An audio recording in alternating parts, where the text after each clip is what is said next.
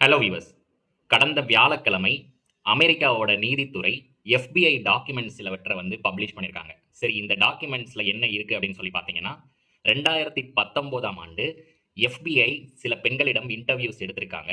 அதில் ஒரு சில டாக்குமெண்ட்ஸை தான் வந்து இப்போது அமெரிக்க நீதித்துறை வெளியிட்டிருக்காங்க.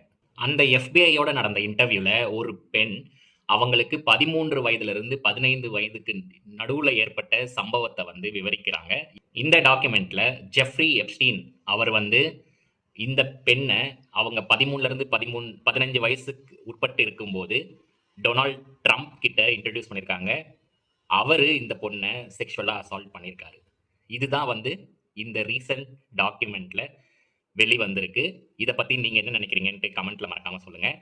நாளைக்கு நம்ம சர்வதேச மகளிர் தினத்தை கொண்டாடுறோம். இந்த மாதிரி இருக்கும்போது உலக தலைவர்கள் பெண்களை எப்படி கேவலமாக நடத்துகிறாங்க அப்படின்னு சொல்லிட்டு நம்ம பார்த்துக்கிட்டு தான் இருக்கோம். இந்த பாதிக்கப்பட்ட பெண்ணுக்கு நிறைய மிரட்டல்கள் வந்திருக்கு ஃபோன் கால்ஸ் மூலயமா.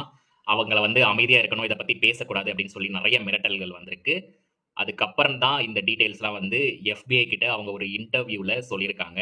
என்னைக்கா இருந்தாலும் உண்மை வெளிவந்தே தீரும். எவ்வளோ பெரிய கொம்பனா இருந்தாலும் சரி, நீங்க தப்பு பண்ணியிருக்கீங்க அப்படின்னா அதுக்கான தண்டனையை கண்டிப்பா அனுபவிச்சு தான் ஆகணும். சரி, இப்ப நம்ம நாட்டு பக்கம் வருவோம். நம்ம நாட்டில் இருக்கிற இப்ப தலைவர்கள் கிட்டத்தட்ட அமெரிக்காவுக்கு அடிமைகளாகவே ஆகிவிட்டார்கள் அப்படின்னே சொல்லலாம். நீங்க இப்ப நடக்கிற சம்பவத்தெல்லாம் பார்த்துருப்பீங்க. அதாவது நம்ம ரஷ்யா கிட்ட இருந்து ஆயில் வாங்குறதுக்கு அமெரிக்கா கிட்ட பர்மிஷன் கேட்க வேண்டியதா இருக்கு. இதுல இருந்தே தெரியுது நம்ம நாட்டோட தலைவர்கள் எவ்வளவு பயத்துல இருக்காங்க, கூனி குறுகி இருக்காங்க அப்படின்னு சொல்லிட்டு. கண்டிப்பாக இவர்களுக்கும் அந்த எப்ஸ்டீன் ஃபைல்ஸுக்குமே தொடர்புகள் இருக்கு. நான் யாரை சொல்றேன்னு உங்களுக்கு தெரியும்.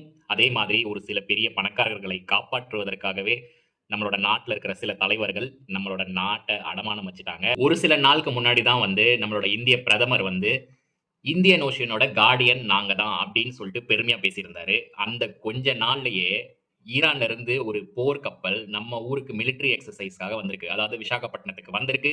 அவங்களோட மிலிட்டரி எக்ஸசைஸை முடிச்சிட்டு திருப்பி கிளம்பி போயிருக்காங்க. ஸ்ரீலங்கன் கோஸ்ட் கிட்ட அவங்க US சப்மரைன் வச்சு மிசைல், அதாவது டார்பிடோ மிசைல் மூலியமா தாக்கி அந்த கப்பலை அழிச்சு மூழ்கடிச்சிருக்காங்க. இதுக்கு முன்னாடி இருந்த தலைவர்கள் ஆட்சியில இந்த மாதிரி ஒரு சம்பவம் நடந்திருந்தா இதுக்கான ஆக்ஷன்ஸ் எல்லாம் வேற மாதிரி இருந்திருக்கும். நான் சொல்றது இப்ப இந்திரா காந்தியா இருக்கட்டும், ஏன் அடல் பிஹாரி வாஜ்பாயா இருந்திருந்தா கூட இதற்கான ஆக்ஷன்ஸ் வேற மாதிரி இருந்திருக்கும். ஆனா இப்ப இருக்கிற முதுகெலும்பற்ற அரசு தலைவர்கள் இந்த மாதிரி ஒரு சம்பவம் இந்தியன் ஓஷன்ல நடந்தும் கூட பெருசா எதுவும் கண்டுக்கவே இல்லை. இதுக்கான ஆக்ஷன்ஸும் எடுக்கல. இப்ப நடந்திருக்கிற சூழ்நிலையெல்லாம் வச்சு பார்க்கும்போது சர்வதேச நாடுகளுக்கு மத்தியில இந்தியா தன்னோட ரெஸ்பெக்டையும் பவரையும் இழந்துட்டு வருதுன்னு தான் நான் நினைக்கிறேன். இதை பத்தி நீங்க என்ன நினைக்கிறீங்கன்ட்டு கமெண்ட்ல மறக்காம பதிவிடுங்க.